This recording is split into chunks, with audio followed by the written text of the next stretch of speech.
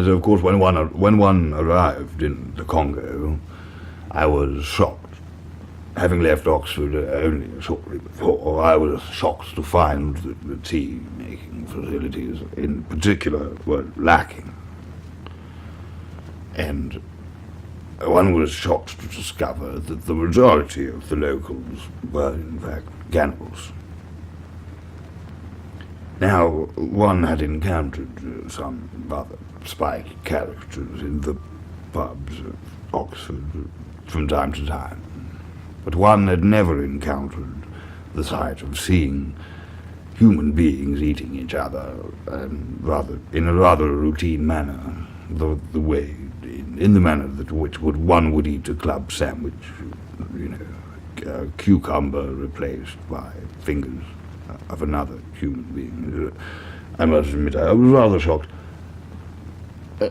But one thing that one was taken aback by. One should bear in mind that I think it is independent of a man's colour, religion, nationality.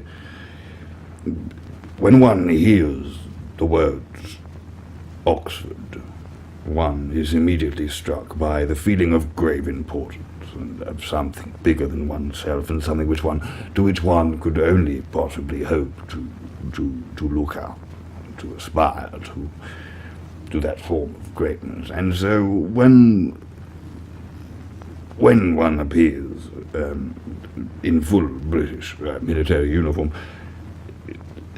and says, "Look now, you here, I have come from Oxford to take your country in the name of His Britannic Majesty the King."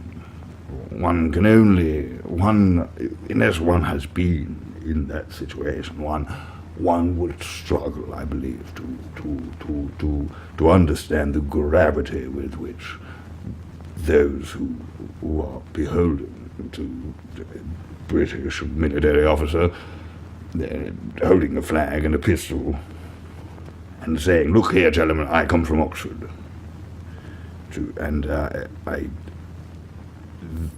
The importance with which people take that seriously is something that I was taken aback, I must say. I did not expect that level of respect simply by holding a pistol and a flag, wearing a military uniform, and stating that one has come all the way from Oxford and one will shoot, if not given what the King has commanded him to take. But of course, one must remember it was not always easy to take what one wanted. Of course, the snakes alone that one encountered in the depths of the Congolese jungle are as long as 30 men's faces, all stitched together. And so when you consider that at that point in time they had, in fact, been armed as a result of some Portuguese influence in the region, the snakes had recently been armed with Browning rifles. Now, when one encounters a snake in the jungle, one is already prone to soil one's undergarments somewhat in pursuit of an exit strategy from the situation. But of course, when you factor in a heavily armed and well-trained squadron of snakes, well, one takes one's life into one's own hands when dealing with a situation such as this, of course. And thankfully for us, although the snakes were armed, much like the Zulu in South Africa, they had not been properly taught in the art of warfare, and so their tactics were lacking. They lacked any kind of basic understanding of